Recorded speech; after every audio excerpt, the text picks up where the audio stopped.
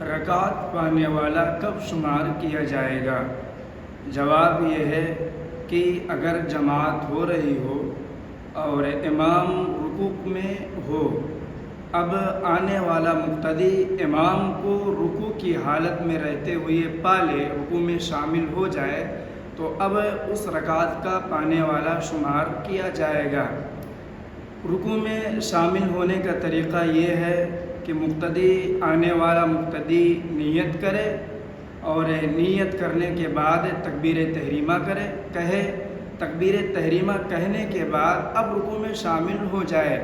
بعض لوگ علم نہ ہونے کی وجہ سے، ناواقفیت کی وجہ سے آتے ہیں اور امام کو رکوع میں دیکھتے ہوئے جھک جاتے ہیں اور رکوع میں شامل ہو جاتے ہیں۔ بالکل یہ طریقہ غلط ہے، ٹھیک نہیں ہے۔ اگر کوئی شخص اس طریقے سے امام کے ساتھ رکوع میں شامل ہو رہا ہے تو اس طریقے سے شامل ہونے کی وجہ سے آپ کی نماز صحیح نہیں ہوگی۔ کیوں صحیح نہیں ہوگی؟ اس لیے صحیح نہیں ہوگی کہ آپ رکوع میں شامل ہو رہے ہیں اور رکوع کرنا فرض ہے، اور آپ ایک فرض کو پانے کے لیے ایسا طریقہ اختیار کر رہے ہیں جو ٹھیک نہیں ہے، اور وہ طریقہ یہ ہے کہ تکبیر تحریمہ کہے بغیر آپ جا رہے ہیں۔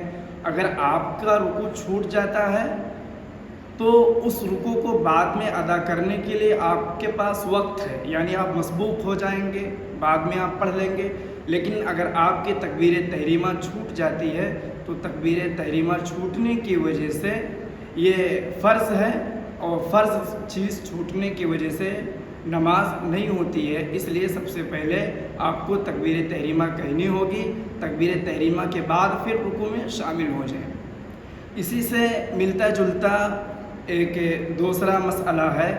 دوسرا مسئلہ یہ ہے کہ امام نماز کے کسی رکن میں ہے، نماز کے کسی بھی حصے میں ہے، اب آنے والا مقتدی آیا، اب انتظار کرتا ہے کہ امام رکوع میں ہے، یا یہ کہ ایک سجدہ کر چکا ہے، جلسے میں ہے، دوسرے سجدے میں ہے، تو اب آنے والا مقتدی انتظار کرتا ہے کہ وہ سجدہ کر لے یا رکوع کر لے پھر میں شامل ہوں۔